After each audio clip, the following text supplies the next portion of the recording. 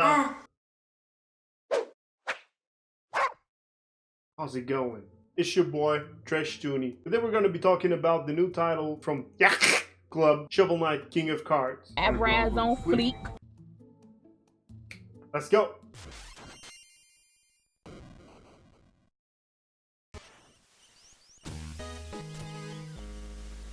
King of Cards is the new title from Yacht Club Games, and the new addition to the Shovel Knight universe. Just like previous Shovel Knight games, the character movement is pretty easy to grasp. In my opinion, between the four main games, only Plague of Shadows made it a bit more unorthodox to control the hero. However, thankfully, that's not the case in this title.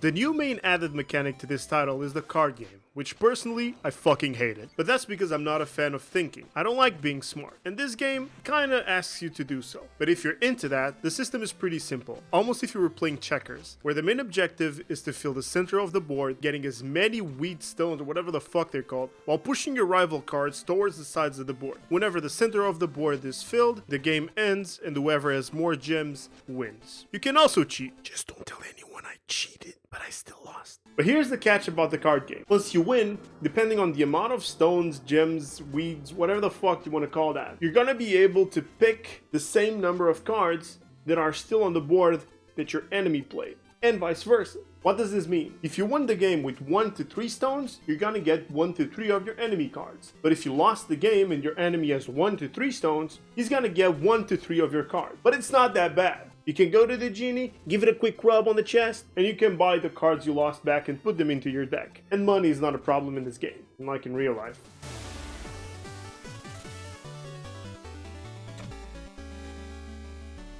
There's dedicated areas where you can just play these card games against several different characters. And with time, as you advance through the maps, you'll also unlock new rivals back at your main hub after defeating him in a normal platformer match, mixing the platformer and card games into one.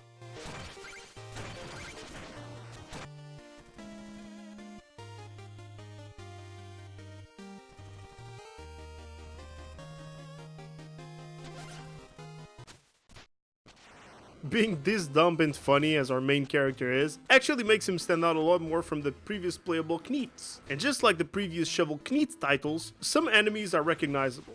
You know, like you have some enemies that you've seen on the previous games. Not only bosses, because of course the bosses are the same, but they play a little bit differently. However, there's still a lot of new models that we didn't have in the previous games, or at least they weren't enemies, they were just NPCs, which in the end helps to the game not feeling like a copy or a remake of the previous games, because it isn't. Each Shovel Knight game actually feels like its own game, and this one respects that rule. The story has its own main points, apart from all the other games, and I'm not gonna spoil it, but what I can say is that this game happens before Shovel Knight Shovels of Hope. So it's actually a good starter point if you're gonna get the whole pack. And now let's get this out of the way, and I don't give a shit. I don't give a shit. Because everybody says that in all of their reviews about this game, which is the fact that it's kind of similar to Wario Land in movement. If you've ever played Wario Land on the Game Boy, I did, because I'm an old fart, you'll notice that there are some similarities, mostly in the movement of how King Kong, on how he moves, how the main character moves, and also they're both yellow, and they're both stupid. But that's fine, because that's what makes the game funny. The fact that your main character, it's a little fucking man-child, is funny. And the soundtrack? Wow. This is the most beautiful thing I've ever seen in my life! It reminded me so much of Castlevania Bloodlines, a game I played a lot when I was a kid. It's just reminded me of that. Is that a good thing? Fuck yeah, it is.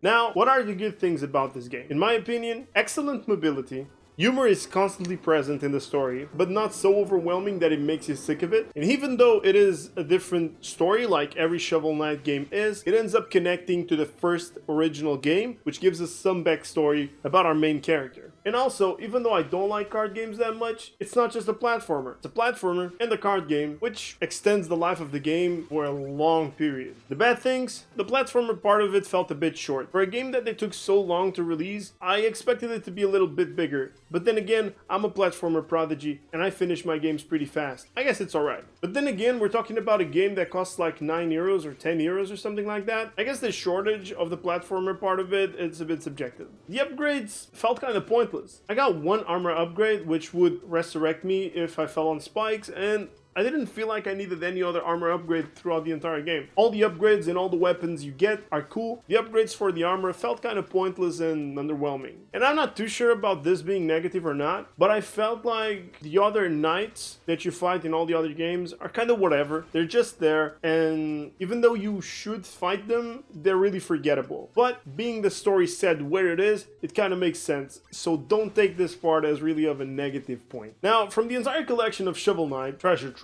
which I think costs about 40 euros, at least on the Switch, and gives you 4 games plus Showdown, which is also a game. But it's more of a party game, even though it has a story, it's more of a local thing. I didn't care much about Showdown. But between Shovel Knight, Spectre Knight, Plague Knight, and King Knight, I would say that Plague Knight was probably the worst out of the bunch, but still I know a lot of people that found it enjoyable. King Knight, it's really up there with Shovel Knight and Spectre Knight. So if you want my honest opinion, I think it's worth to buy the entire Treasure Trove collection, play throughout all the games. You should have a lot of hours of fun with it. And honestly, I think the Switch is the best platform to get this game on. Every time I was gonna take a shit, finally I had the game that I liked playing that was really quick and I could pick up and drop at any moment. And for my final rating, I'm gonna give it a solid